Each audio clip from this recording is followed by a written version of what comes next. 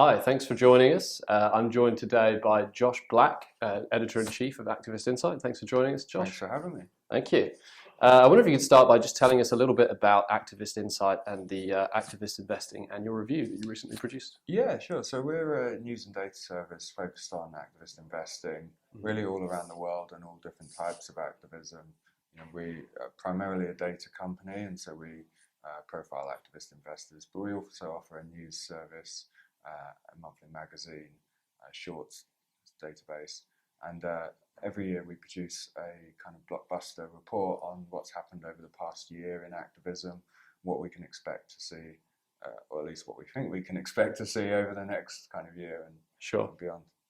Excellent. Well, in the review that you recently produced, you wrote that 2016 was a disjointed year with mixed fortunes either side of the summer. How did last year start for activists, and what changed throughout the year? Well, last year started pretty badly for activists. Their performance was well known to have been poor in the first half of the year, and really was the kind of culmination of a few years of bad luck for them. They had piled into energy and then seen oil prices drop. They had been invested in these kind of mega mergers that then were blocked by antitrust authorities. And I think the last one was probably pharmaceuticals, which was an area that a lot of investors thought was a real growth industry. And then politics intervened, and 2016 being an election year, there was a lot of negative coverage of the industry, and that in particular hurt several investors who were invested in Valeant Pharmaceuticals, which is a company that has lost a lot of its market cap. Sure. Over the summer, the market started to pick up, and after the election actually rallied pretty significantly. And that really carried activists through.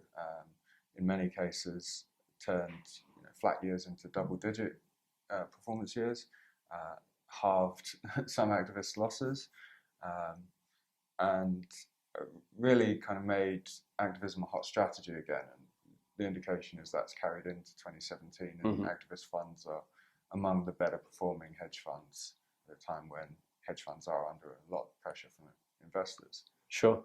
And you touched a little bit on politics in that answer, and obviously, in the last 12 months we've seen some pretty significant political events, most notably obviously Brexit and Donald Trump's election.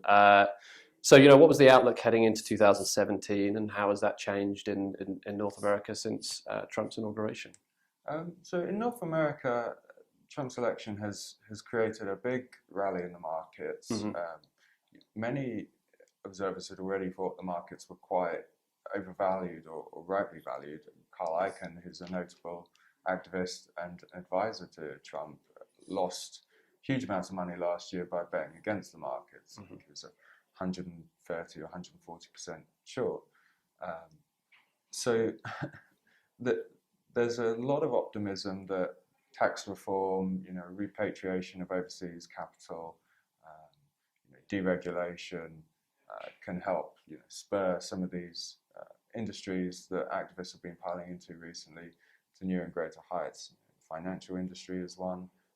Technology, I think, is also one where activists are hoping for more kind of consolidation opportunities.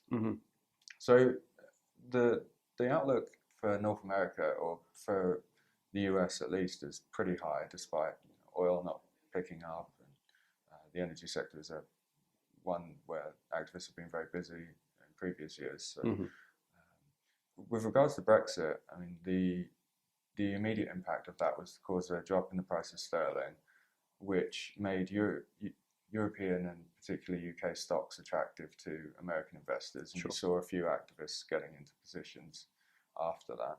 You also saw a number of deals that had been pre-announced suddenly change fundamentally to investors on different sides of them. And so you had activists getting into the combinations like SAB Miller and arguing for changes to the terms of the deal. So there's everything has an impact. Sure. And everything is something that an activist could potentially capitalize on. You mentioned that, particularly here in the US, there's been a kind of a rising tide and sort of growing enthusiasm under Trump and the markets have performed particularly well. You and I were recently at an event where Jeffrey Ubben, CEO of Value at Capital, was talking about how he's disinvesting from the market and how it's harder to find value when the economy is performing this way. Do you think that's something we will see more of this year? Do you think other people will sort of fall in line with that perspective? I think it will be different for different groups of activists. Sure. I think some of the ones with longer term, more patient capital will be prepared to ride out a difficult period in the markets and may back away from investing.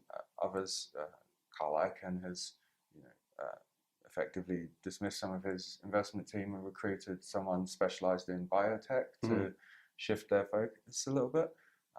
Others are under pressure to perform. If you're a new activist fund, you still want the momentum, Sure. to generate some of these inflows. So I think a lot of activists are still going to want to be very busy in 2017 and beyond. And it's a luxury to be able to sit out the current market if you're a hedge fund. Sure. Okay, well, thank you very much, Josh, for sort of describing last year and touching on the outlook for this year. And look out for our next video with Josh, where we'll be discussing activism around the world.